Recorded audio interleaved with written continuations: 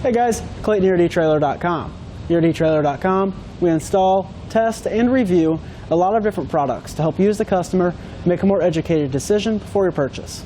Today we're going to be working on a 2013 Nissan Rogue. We're going to be taking a look at, and I'll be walking you through how to install Curt's T-connector harness with a 4-pole. There might be a couple reasons you want to add a 4-pole harness to your Nissan. One is obviously going to be to tow a trailer, whether you're wanting to go to the lake for the weekend or anything like that. And there are some cargo carriers out there or even bike racks that do require lighting functions. So having this 4-pole is going to be necessary for that. Our 4-pole harness is going to allow us to get necessary lighting functions to our trailer whenever we are towing. We're going to get our brake lights, our tail lights, and our turn signals. This kit is really simple to install. It's all plug and play. We just have to run one wire up to our battery. One nice feature is that everything's going to be included, so getting it mounted is going to be nice and easy. You're not going to have to run to the store and pick up some other components. And then you can store your 4-pole in the trunk whenever you're not using it. So that's a nice feature as well, because you don't have to worry about it hanging out all the time or having to pick up another bracket to mount it on your hitch. Our kit does have a module. It's about this big. It just gets mounted in the back of your car. It uses SMT, surface mount technology, to be able to be mounted in the back of your car. The box is totally sealed, so you don't have to worry about anything getting into the box and corroding it. And our stop and turn signals are going to have 3 amps per circuit, and our taillight signal is going to have 6 amps per circuit. And in my professional opinion, this is a really good upgrade to add to your vehicle if you do add a hitch. You never know when you are going to need to tow something, so having that availability to run your lights is definitely necessary. With that being said, I'll go ahead and show you how to get it installed. To start our installation, we want to lift our rear trunk, and then we want to remove our gasketing material on the back here. You want to be careful when doing this, that way you don't tear any of the gasketing. We just want to take this about 3/4 of the way up, like so. Then we'll want to loosen these plastic things on each side, and we can just lift our little cargo area out of the way. We now want to remove our scuff panel here. There's going to be a little plastic cap here. We just want to grab a small flat blade, kind of pry up on that, and set this off to the side. Now there's going to be a push pin fastener on each corner of our kick panel down here. Just want to take our flat blade, kind of slide it in like so. We'll set that off to the side and repeat that process on the other side. We now just want to kind of grab it and lift, kind of unsnap it on each side. We'll take this off and set it off to the side. We just want to grab our cargo area cover. We'll just kind of slide this out of the way.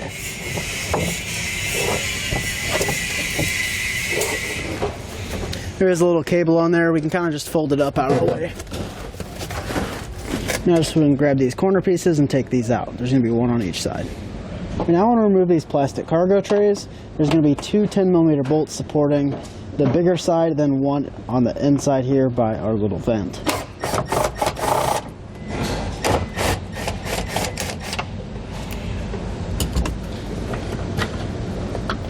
I just want to lift these out of place, like so. We'll do that on both sides. Now we just want to reach behind here and kind of pop these tabs out on the inside body panel. Just like so. There's going to be a little tie down here. Just want to kind of pry out on this little plastic cover. Like so. And behind that little cover, there's going to be a 10mm bolt we need to remove. Just like so. We'll do that same process on the other side. With our tie downs removed, we can now kind of move our body panel back out of the way like so. Our plug that we're going to be working with is located right behind this wiring harness. We'll grab our trim panel tool, kind of pop that plug out of its fasteners. Just like so. We now want to grab our wiring harness. We'll reach in and unplug this. There's going to be a little tab right here. We're going to push down on that and pull them apart. Now with our wiring harness, we're going to grab our female end, plug it into the male end, and then do the same on the bottom, just like so. Now we just want to push our wire down underneath our panel, like so. We're not going to snap everything back in yet until we have everything mounted in the correct location. Now I'm going to grab some rubbing alcohol just clean off our module. Then our mounting location is going to be right down here on a flat spot. We'll clean that off as well. We can now grab our two-sided tape provided and just stick it onto our module and press down on it and make sure it's nice and secure. Then we'll peel our covering off of the back side and stick it to that flat spot we just cleaned off. We can now grab our provided self-tapping screw. We're just going to self-tap our ground wire right there into the body. We'll shake our ground wire, make sure it's nice and secure, and we can finish running our wires. Now I want to grab our long black wire provided. We're going to put a butt connector on, and then we're going to crimp that to the black wire coming from our module.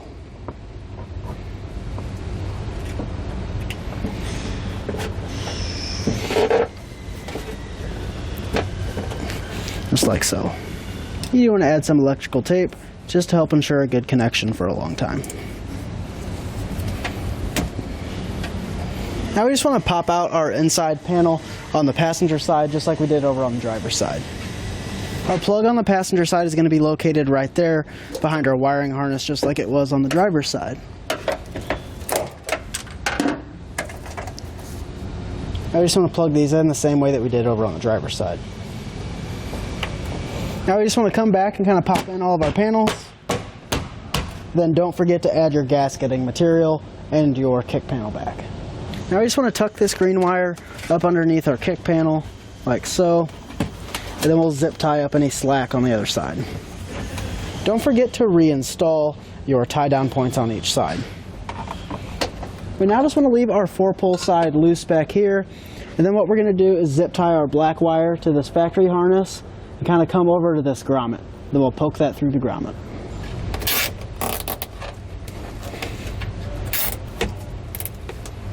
Now you just want to poke a hole in this grommet. You do want to be careful not to cut your wiring. Just a sharp razor blade or pocket knife will do the trick just fine.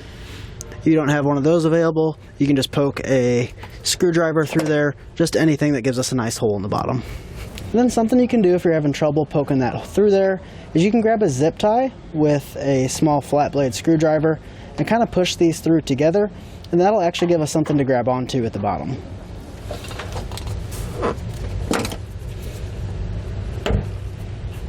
Right here is where that zip tie came out. We can just pull down on it and get all of our wiring out. Now you just want to pull till you feel a little bit of resistance, and then we can go back up top and make sure that it's tight because we don't want to pull that module out of our mounting location. With the end of our wire dropped out and all of our wire pulled through, we now just want to run this up to our battery. Now I'm going to go ahead and do it, then I'll show you the route we took. I just zip tied it to this bracket right here. Now you do want to keep in mind you need to stay out of the way of anything hot or moving. So it kind of comes down beside our gas tank over here, right over to here, and there's a nice bracket with our brake line cable. I just zip tied it to that, came right down here underneath this plastic tray, right to there. Then underneath our underbody panel, then there's a hole right here where I just ran a zip tie through. Then I did the same thing up here. We're now ready to go up to the engine compartment and drop our pull wire. You can use like a coat hanger, an airline tube, or like a string with a nut on the end. You just want to drop it down to an open spot where there's nothing that's going to interfere with that wire running up.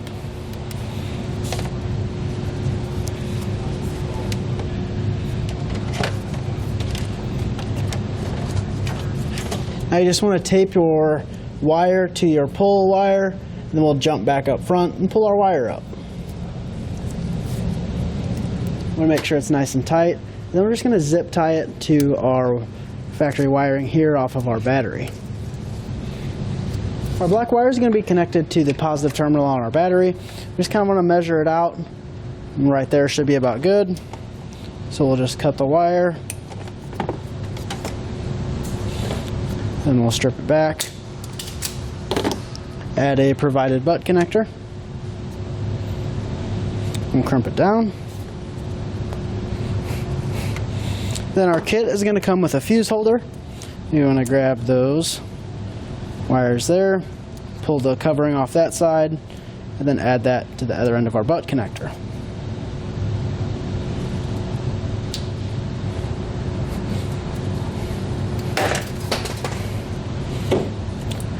Now we just want to grab some electrical tape and run tape over that terminal.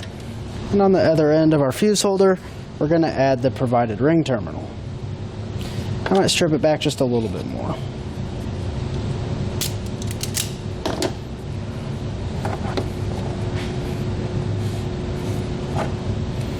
Now we just want to grab a 13mm socket, remove that nut off the top of our battery.